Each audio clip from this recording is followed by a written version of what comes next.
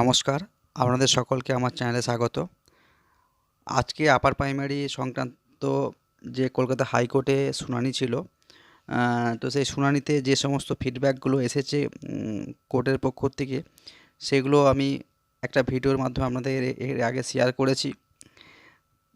তো আজকে আরেকটা আমি ভিডিও বানাচ্ছি আরও কিছু কিছু গুরুত্বপূর্ণ তথ্য আপনাদের সঙ্গে শেয়ার করার জন্য।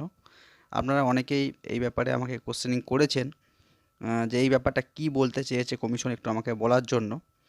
তো সেই তারই ব্যাখ্যা দেওয়ার জন্য ভিডিওটা আপনারা দেখুন, প্রয়োজনীয় লাগবে আপনাদের।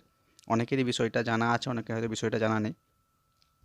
আজকে যখন বিচারপতি কমিশনকে জিজ্ঞাসা করেন যে আপনাদের কমিশনের পক্ষ থেকে আর কোনো কাজ বাকি আছে নাকি এই নিয়োগকে কেন্দ্র করে, তো কমিশন বলে যে আমাদের 12(6) এবং 12(7) এই দুটো ধারা কমিশনের পক্ষ থেকে উল্লেখ করা হয়। 12(6) এবং 12(7) এই দুটো ধারার কাজ বাকি আছে, বাকি সব কমপ্লিট। এই দুটো ধারাতে কি আছে এটা আপনারা অনেকে আমাকে জানতে চেয়েছেন। তা এই দুটো ধারা সম্বন্ধে আমি ব্যাখ্যা করব আজকে এই ভিডিওর মধ্য দিয়ে, যে এই ধারাতে কি বলা হয়েছে। তার সাথে সাথে কমিশনের কাছ থেকে এটাও জানতে চাওয়া হয় যে ভ্যাকেন্সি কত আছে। তো আমি বলেছি আপনাদেরকে 14,339টা ভ্যাকেন্সির কথা কমিশন বলেছে, এক্সক্লুডিং পেয়ার টিচার ভ্যাকেন্সি, অর্থাৎ পেয়ার টিচারের যে 10% রিজার্ভেশন আছে সেই শূন্যপদটা কিন্তু এর মধ্যে অন্তর্ভুক্ত করা নেই। তো পেয়ার টিচারের 14,339-এর 10% মানে 1439 ভ্যাকেন্সি এর সঙ্গে অ্যাড হয়ে মূল ভ্যাকেন্সির কথা বলতে চেয়েছেন, যতটা বোঝা গেছে কমিশনের পক্ষ থেকে। আচ্ছা, এরপর আমি দেখাবো আপনাদেরকে যে এই ধারাটাতে, এই দুটো ধারাতে কি বলা আছে। আমি যে নিচে ক্যাপশনগুলোতে দিয়েছি এই ধারার মধ্যে এই জিনিসগুলো মেন আছে। ওয়েটিং লিস্টের ব্যাপারে কি আছে এবারে, কারণ আপনারা জানেন যে আমাদের স্কুল সার্ভিস কমিশনে যে প্যানেল লিস্ট হয় তাতে দুটো লিস্ট বরাবরই তৈরি হয়ে এসছে, একটাকে বলা হয় এম প্যানেল লিস্ট, একটা বলা হয় ওয়েটিং লিস্ট। তো এইবারে সেই ওয়েটিং লিস্টটা থাকবে কি না, কারণ আগে যে রিক্রুটমেন্টটা হয়েছিল তাতে কিন্তু ওয়েটিং লিস্টটা ক্যান্ডিডেটরা অনেক আন্দোলন করেছে সেই সময়। তো রাজ্য সরকার থেকে তখন বলা হচ্ছিল যে ওয়েটিং লিস্ট আর রাখা হবে না, কিন্তু সেটা নতুন নিয়োগের ক্ষেত্রে না এই নিয়োগের ক্ষেত্রেও সেটা এফেক্ট হবে। তো সেটা এই ধারাতে উল্লেখ করা আছে। আমি আপনাদেরকে ধারাটা ডাইরেক্ট দেখাচ্ছি, দিলে আপনাদের বুঝতে সুবিধা হবে। এছাড়া এটাও বলবো যে এবারে যে আপনাদের প্যানেল লিস্টটা তৈরি হবে, কোন রেশিও মেনটেন করে প্যানেল লিস্টটা তৈরি হবে সেটাও একটু আপনাদের সঙ্গে আমি শেয়ার করব। চলুন দেখা যাক। সেই গেজেট নোটিফিকেশন যেটা আপনাদের নিয়োগের সময় পাবলিশ করা হয়েছিল, কলকাতা গেজেট, সেটা সেপ্টেম্বর 2016 সালের 20 সেপ্টেম্বর যেটা পাবলিশ হয়েছিল, তাতে কি বলা আছে একটু দেখে নিই। আপনারা দেখতেই পাচ্ছেন এই সেই gazette notification, Kolkata gazette, September 20, 2016 সালে এটা কলকাতা গেজেটে প্রকাশ করা হয়েছিল। এর 12, 6 এবং 7 এই দুটো নম্বর ধারাতে কি বলা আছে সেটা আমি আপনাকে দেখুন। এখানে বলেছে 12(6) নম্বর ধারাতে, the central commission shall also prepare and publish in their website a panel of candidates category wise equal to the number of vacancy and category wise waiting list of the rest of the candidates from the merit list who were not included in the panel। অর্থাৎ commission একটা panel list তৈরি করবে, যেখানে যে panel লিস্টটা তৈরি করা হবে ক্যাটেগরি ওয়াইজ এবং ভ্যাকেন্সি ওয়াইজ। অর্থাৎ আপনারা জানেন যদি 100টা ভ্যাকেন্সি থাকে তাহলে এইবারে যে রেশিও সেটা হচ্ছে 1:1.4, অর্থাৎ 100টা সিটের জন্য 140 জনকে মেরিট লিস্টে রাখা হবে। সেই 140 জনের মধ্যে 100 জনকে এম প্যানেল লিস্টে রাখা হবে আর 40 জনকে ওয়েটিং লিস্টে রাখা হবে, কারণ এবারেও আপনাদের ওয়েটিং লিস্ট তৈরি করা হবে।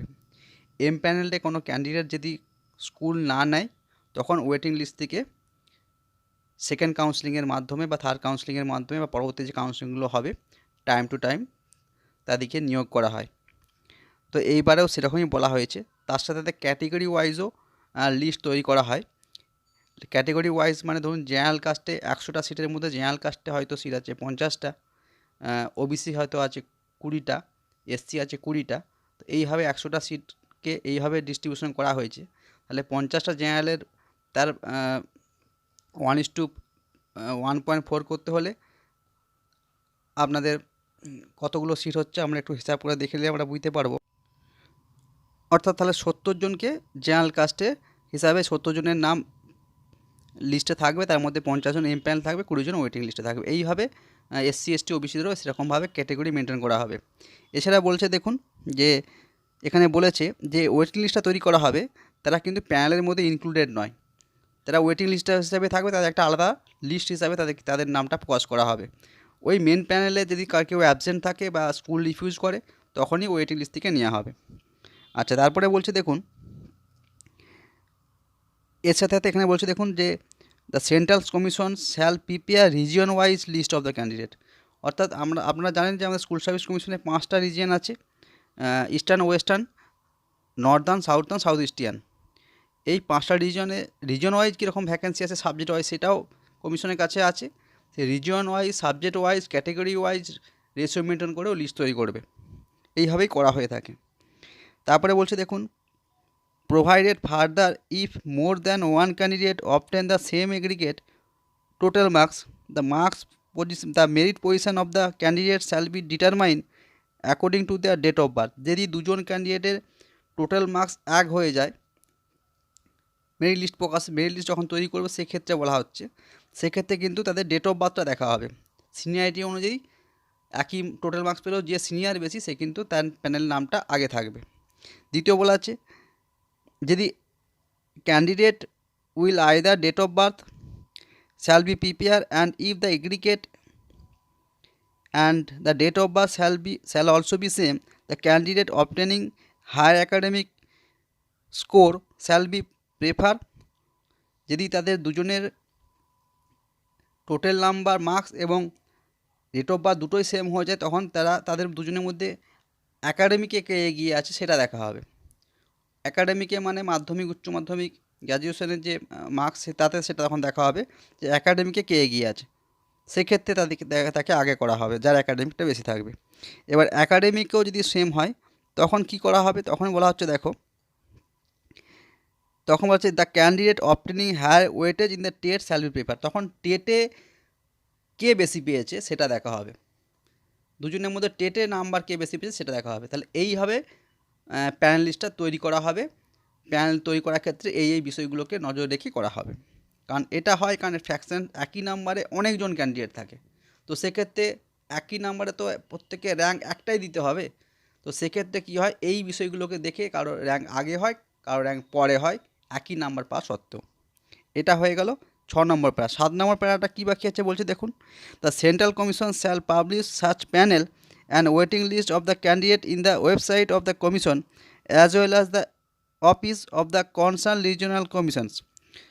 অর্থাৎ সেন্ট্রাল কমিশন যে প্যানেলটা তৈরি করবে সেটা হচ্ছে মেন প্যানেল এবং ওয়েটিং লিস্টের প্যানেল দুটো আলাদা আলাদা প্যানেল হবে, সেটা ওয়েবসাইটেও দেওয়া হবে এবং রিজিওনাল যে অফিসগুলো আছে প্রত্যেকটা রিজিওনাল অফিসেও দেওয়া হবে।